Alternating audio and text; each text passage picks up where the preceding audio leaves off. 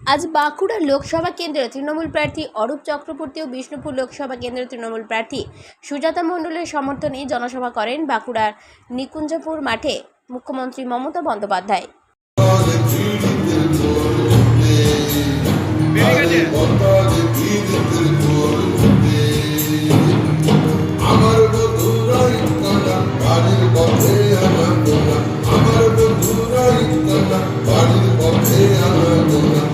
সবাই উঠে ধান করতে, সবাই ধান করতে করতে কাটে রে বকর গিরিদের গোল ফুটে, আরে বকর গিরিদের গোল ফুটে।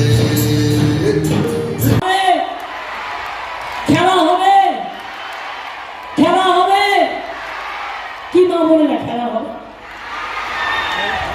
হাড়ি হাতখান্তি দিয়ে হাতাখান্তি দিয়ে যখন নাড়েন ওটা কিন্তু হাতের এক্সারসাইজ হয়, যখন মশলা বাটেন ওটাও কিন্তু হাতের এক্সারসাইজ হয়, ঘর পুছলে কোমরের এক্সারসাইজ হয়। ওই কাজগুলো ঘরোয়া কাজ আগে আমরা করতাম বলে ভালো থাকতাম। এখন নিজেরা ঘরের কাজ করি না, নিজেরা মেশিনে চলে গেছি, আর সবটা শরীরটা চলে গেছে মেশিনে, আর ঘরের কাজ বন্ধ করে দিয়েছি, তাই এত রোগ। আমি আপনাদের বলি খেলা হবে, খেলা হবে, খেলা হবে, খেলা হবে, খেলা হবে, খেলা হবে। বিজেপি হচ্ছে সবচেয়ে বড় চোরটা, সবচেয়ে বড় ভাওতাবাজের দল, লুঠেরার দল, পকেট মারার দল। সারা দেশে আজকে আলোচনা চলছে, গলি গলি মে চোর হ্যায়, বিজেপি চোর হ্যায়। আর এখানে যেটা দাঁড়িয়েছে তাকে নাকি ও বিয়ে করেছিল, আমাদের সুজাতা। আজ যে কত বন্ধু তার কোনো ঠিক নাই। তিনি আবার সারদা মায়ের ছবি তুলে দিচ্ছেন। আমার লজ্জা হচ্ছে, আমার সম্মানে লাগছে যে মা বোনদের নিয়ে সন্দেশকারীতে পর্যন্ত যে অসম্মান করেছে, মা বোনদের নিয়ে চক্রান্ত করে, লজ্জা করে না ওদের। তাই মনে রাখবেন, বিজেপি যাচ্ছে, বিদায় নিচ্ছে, বিজেপি হারছে, বিজেপি হারছে, বিজেপি হারছে। আগে বলছিল ইসবার হোগা 400 পার, আর এখন মানুষ বলছে এবার হবে বিজেপি পগার পার। বিজেপি আসছে না, আসবে না। দিয়েছে 1 লাখও দিয়েছে, 50,000ও দিয়েছে। তার মানে ভাওতাবাজ, ধান্দাবাজ, ঝুমলাবাজ, মিথ্যেবাজ, দাঙ্গাবাজ। এটাই মনে রাখবেন, ওদের কথা কাজে কোনো মিল নেই। বলেছিল 5 বছরে 10 কোটি লোকের চাকরি দিয়েছে, একটা লোককেও চাকরি দেয়নি।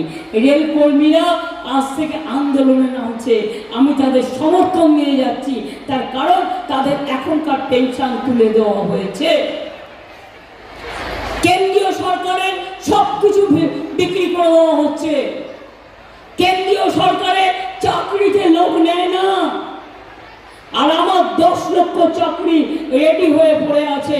চাকরি করলেও সারা দেশটাকে কিনে নিয়েছে, কোর্টে গিয়ে একটা কেস করে দিয়ে বলে দিচ্ছে চাকরি খেয়ে নাও। মানুষ খেকো বাঘ দেখেছেন, চাকরি খেকো বাঘ দেখেছেন? এরা হচ্ছে চাকরি খেকো বাঘ।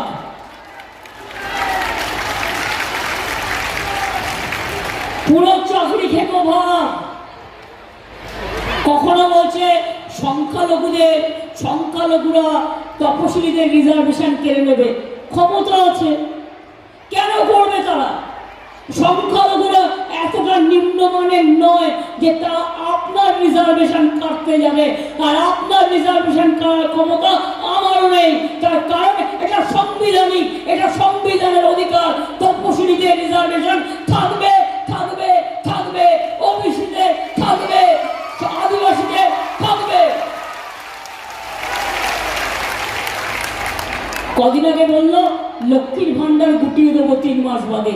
আমি বললাম সাহস তো কম নয়, হাত দিয়ে দেখো, তারপর বুঝবে খেলা। এই হাতটা গুলির সাথে এমন লড়াই করেছে, এই হাতটা বন্দুকের সাথে লড়াই করেছে, বোমার সাথে লড়াই করেছে। আবার প্রয়োজন আসলে হাতাখুন্তিও মায়েদের কাছে আছে। ঝর্ণাও আছে। একটা ঝর্ণার বাড়ি কেমন লাগে, একটা খুন্তির বাড়ি কেমন লাগে, একটা হাতার বাড়ি কেমন লাগে, একটা ধামসার লাঠির বাড়ি কেমন লাগে। কাজেই মনে রাখবেন, সাহস দেখাবেন না। লক্ষ্মীর ভান্ডার আপনাদের নয়, আমাদের। হাত দিতে আসবে, বুঝবেন যে আপনারা মায়ের সাথে খেলছেন, বোনের সাথে খেলছেন। মা বোনেরা উত্তর দিয়ে দেবে। লক্ষ্মীর ভান্ডার আমি যখন প্রথম করেছিলাম তখন ঠিক করেছিলাম এটা 60 বছর পর্যন্ত চলবে, কিন্তু পরে আমি অনেক ভেবে দেখেছি 60 বছরটা জীবনের বেশি বছর নয়। সারা জীবন তারা কি করবে?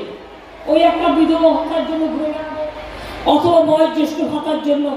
আমি চাই না কেউ বিধবা হোক, কেউ বয়োজ্যেষ্ঠ ভাতার জন্য ঘুরে বেড়াক। তাই আমরা যেটা করেছি যে লক্ষ্মীর ভান্ডার যতদিন মেয়েরা বেঁচে থাকবে ততদিন পাবেন, সারা জীবন পাবেন, সারা জীবন পাবেন, সারা জীবন পাবেন।